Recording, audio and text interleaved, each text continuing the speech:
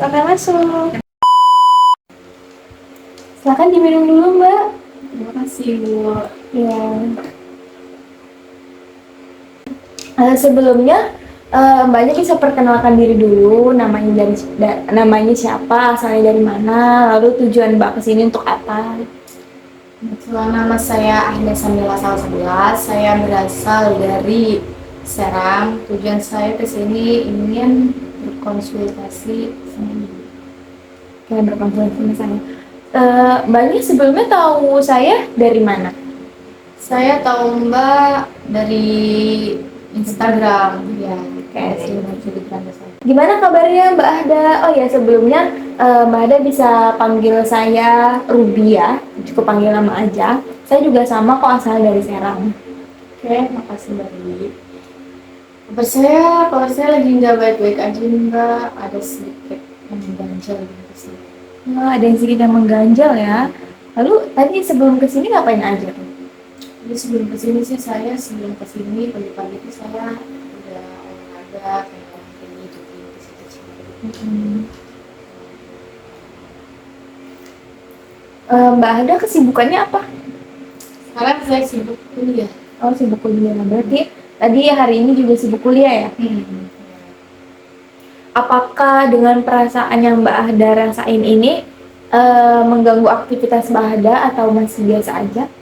Sangat mengganggu aktivitas saya. Sangat mengganggu aktivitas Mbak Ahda ya? Oke. Kalau gitu, tadi kan Mbak Ahda dibilang ya, ada yang mau dikonsultasiin, terus ada permasalahan ya, ada perasaannya tidak baik-baik aja. Berarti Mbak Ada sudah tahu ya tujuannya kesini mau apa. Nah, sebelumnya Mbak Ada udah pernah konseling belum? Sebelumnya saya udah pernah konseling. Oh, udah pernah. Berarti udah ngerti ini ya, maksudnya sudah paham gitu. Insya Allah paham. Apa perlu saya jelaskan terlebih dahulu? Apa perlu saya jelaskan ulang? Sebenarnya perlu dijelaskan ulang sih. Oke, jadi Mbak Ada, kegiatan konseling individual ini adalah di mana suatu proses pemberian bantuan dari saya sebagai konselor dan Mbak Ada sebagai konselingnya. Tujuannya ini adalah untuk mengentaskan suatu permasalahan agar permasalahan tersebut tidak terjadi kembali gitu. Nah, Mbak Ada tenang saja di sini, nggak usah takut. Mbak Ada silakan bercerita dengan terbuka, dengan sukarela, tanpa paksaan apapun. Karena di sini saya memegang asas kerahasiaan. Nah, seperti yang Mbak Hada bilang tadi, kalau sebelumnya pernah melakukan konseling, pasti Mbak Hada sudah tahu ya asas kerahasiaan. Jadi, dan saya juga mau menegaskan di sini bukan saya yang dapat menyelesaikan permasalahan Mbak Hada, tapi saya hanya sekedar membantu. Yang menyelesaikan permasalahan Mbak Hada sendiri itu adalah diri Mbak Hada sendiri. Jadi Mbak Hada yang sebenarnya berusaha untuk menyelesaikan dan mencari solusi di permasalahan ini. Jadi saya di sini cuma membantu gitu. Nah, sampai di situ ada yang mau ditanyain lagi? Sudah cukup. Oke, banget ya. Jadi bisa kita mulai nih? Boleh. Oke, boleh. Mbak Ada mau minum lagi apa mau ke kamar kecil dulu? Udah. Oke, udah. Jadi silakan Mbak Ada bisa ceritain apa yang buat Mbak Ada merasa lagi nggak baik-baik aja. Saya merasa nggak baik-baik aja karena saya ada tekanan dari orang tua saya gitu. Tekanan seperti apa itu? Kayak saya tuh selalu kalau mau ngapa-ngapain itu selalu nggak boleh, kayak selalu diawasi. Kayak misalkan saya mau berorganisasi, mau pergi keluar untuk berorganisasi gitu, pasti ibu saya tuh selalu melarang saya buat ikut organisasi itu, entah apa itu alasannya saya tidak tahu. Terus kayak kalau saya mau pergi main sama teman saya gitu, ibu saya tuh selalu nelponin gitu, selalu nyuruh-nyuruh cepet pulang gitu, kayak diawasin aja tiap hari. Selain itu, apa ada lagi yang masih membuat Mbak Ada mengganjal gitu, merasa tidak enak? Biasanya itu dalam cuma apa ya, kayak diawasin aja gitu selama 24 jam gitu Selama 24 jam? Makanya kemana-mana tuh pasti selalu ditanyain mau kemana, sama siapa, perginya sama siapa, pulangnya kapan. Sebelumnya Mbak Ada masih tinggal bersama orang tua apa ngekos nih? Saya masih tinggal sama orang tua. Oh, masih tinggal sama orang tua. Oke. Jadi baik, di sini biar saya refleksikan terlebih dahulu ya.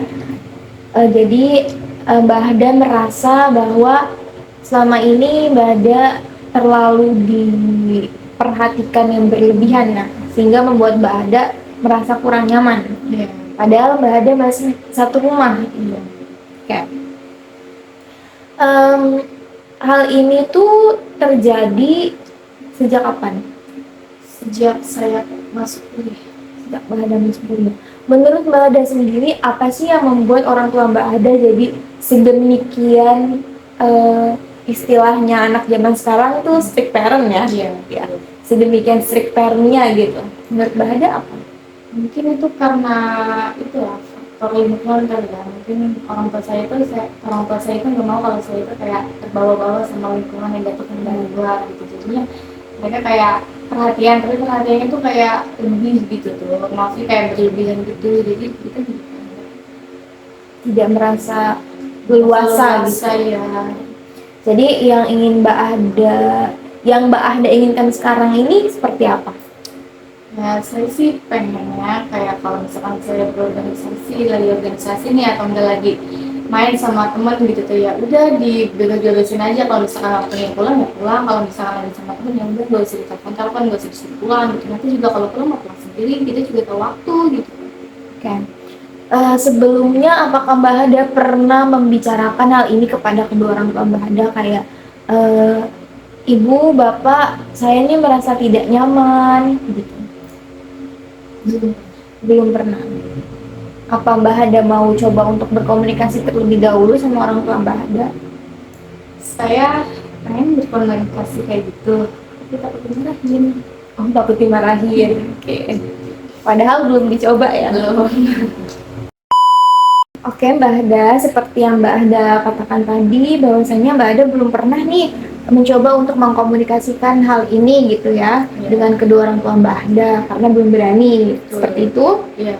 Ya, jadi sebenarnya Mbak Hada sendiri belum tahu ya alasan mengapa kedua orang tua Mbak Hada bersikap demikian. Oke. Mbak Hada juga belum, apakah Mbak Hada punya bayangan gitu, punya menurut Mbak Hada yang membuat orang tua Mbak Hada seperti ini selain faktor lingkungan gitu? Karena apa gitu? Mungkin karena faktor pengalaman orang tua. Maksudnya seperti apa tuh? Kayak orang tua juga kan pasti kan dulu pernah muda ya, jadi mereka juga tahu kayak kehidupan remaja itu tua itu kayak gimana. Baik. Jadi karena Mbak Hada yang lebih mengenal bagaimana kedua orang tua Mbak Hada, jadi di sini saya akan menggunakan teknik bermain peran, di mana Mbak Hada memposisikan diri Mbak Hada ini sebagai kedua orang tua Mbak Hada sendiri, dan bagaimana respon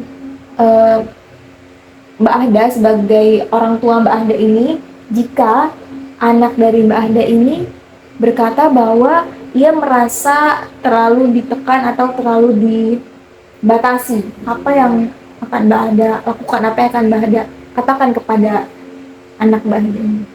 Mungkin saya akan menasehati anak saya sendiri gitu ya, bahwa tekanan ini tuh kayak ibu kayak gini tuh karena ibu sayang gitu, karena ibu tuh tahu pengaruh dunia luar tuh kayak gimana, jadi ibu lakukan seperti ini gitu. Jadi kayak gimana ya? Memberi pengertian. Iya, memberi pengertian gitu tuh, biar anak juga kayak nggak terlalu jauh. Oke, baik. Seperti yang sudah Mbak Hada bilang tadi, kalau Mbak Hada menjadi orang tua dari Mbak Hada nih, Mbak Hada akan berkata bahwa semua ini demi kebaikan Mbak Hada sendiri gitu. Jadi sebenarnya Mbak Hada seharusnya sebenarnya sudah paham ya bahwa itu adalah demi kebaikan Mbak Hada sendiri. Tapi Mbak Hada belum kadangkala belum bisa menerima perlakuan seperti itu gitu ya. Oke. Jadi sekarang Mbak Hada sudah tahu nih ya alasan, salah satu alasan kenapa sih orang tua saya tuh seperti itu gitu. Tadi demi kebaikan dari Mbak Hada sendiri ya. Oke. setelah mendengar alasan tersebut dari kedua orang tua Mbak Ahda, lantas apakah hal tersebut dapat Mbak Ahda mengerti dan dapat Mbak Ahda terima?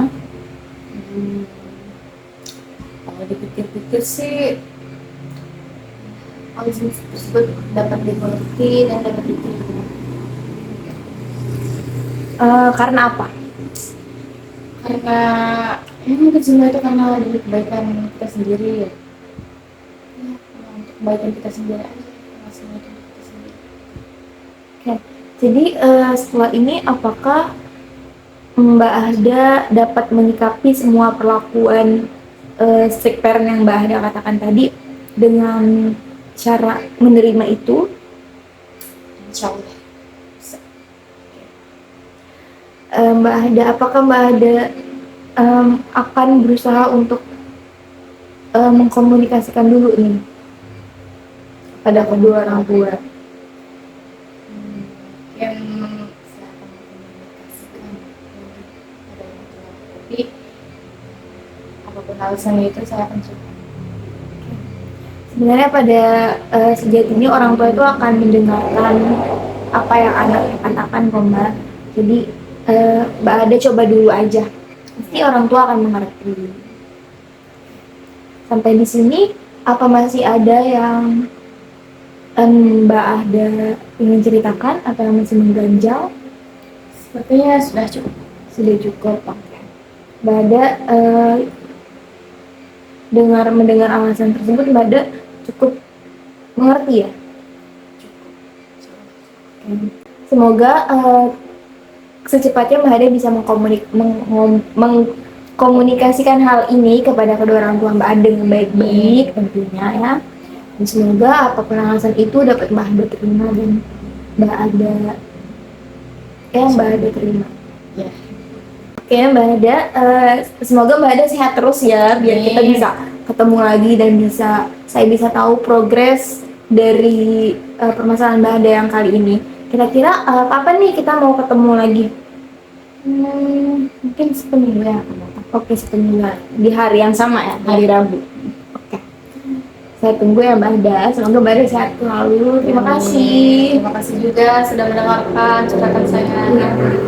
Silakan diminum lagi Mbak. Terima kasih.